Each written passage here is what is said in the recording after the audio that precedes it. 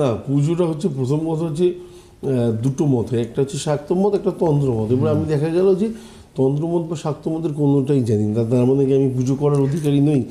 একদমই না। আমি বারবার করে বলি, দুটো আসন পাতবেন, ঠাকুরের সিংহাসনের সামনে বসুন, আপনার ঘরের মধ্যে বসুন, একটাতে আপনি বসবেন, একটাতে বলবেন আপনার যিনি ইষ্ট দেবতা আছেন, যেই হোক না কেন, কৃষ্ণ হোক, মহাদেব হোক, যেই হোক না কেন, হোয়াটএভার, তাকে বলুন যে প্রভু আমার এখন প্রচণ্ড ইচ্ছে করছে তোমাকে পুজো করতে বা তোমার নাম স্মরণ করতে। নাম স্মরণটা হচ্ছে সব থেকে বড় পুজো। 1 কোটি বার যখন নাম স্মরণ হয়ে যায় না, তখন অটোমেটিক্যালি মোক্ষ লাভ হয়ে যায়।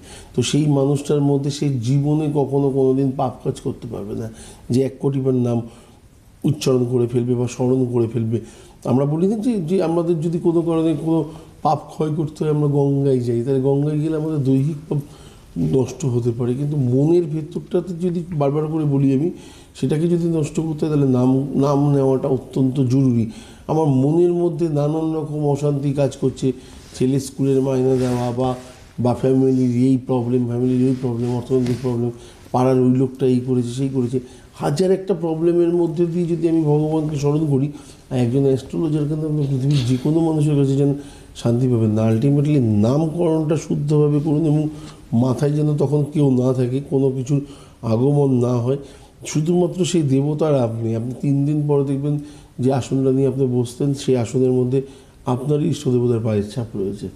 তো ডিফারেন্সটা হচ্ছে এইটা, মানে ভক্তিতেই মুক্তি আমরা একটা কথা বলি না, তার জন্য ওই কি বলবো, সাজিয়ে গুজিয়ে লোক দেখিয়ে, যেটাকে আপনি পুজো বলেন, বা না খেয়ে দীর্ঘস্থায়ী একটা অঞ্জলি দেবো বা উপবাস, এগুলোর আমার মনে হয় মানে আলটিমেটলি এটা পুজোর কোনো স্বরূপ না। যদি না খেয়ে অঞ্জলি দেওয়াটা হতো, তাহলে সাউথে আপনি যখন তিরুপতির মন্দিরে যাবেন, আগে ওরা বসে বসে আপনাকে খাওয়ানোর পরে খালি পেটে ওখানে ঠাকুরের দর্শন হয় না।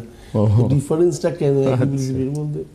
তো এই জিনিসটা বুঝতে হবে যে আলটিমেটলি আপনার মধ্যেই তো নারায়ণ রয়েছে, নারায়ণকে যদি শান্তি দেন, এই যে কথাগুলো বলছি না, এই কথাগুলো যদি সত্যি নিজের শরীরের মধ্যে বা নার্ভের মধ্যে কোথাও না কোথাও বসে যায়, আজ একদিনে বসবে না, কিন্তু দীর্ঘদিন কথাগুলো যদি শুনতে শুনতে বসে, আপনি একদিন দেখবেন না আপনার আর্থিক কোনো টেনশন থাকবে, মানে যে পরিমাণ অর্থ আপনার দরকার আছে প্রভু তার থেকে বেশি আপনাকে পাঠিয়ে দিয়েছে, কারণ আপনি প্রভুর নাম করছেন। প্রভু জানে আপনার এই মুহূর্তে এটা রিকোয়ারমেন্ট হবে, সেই জিনিসগুলো আপনাকে পাঠিয়ে দেবে।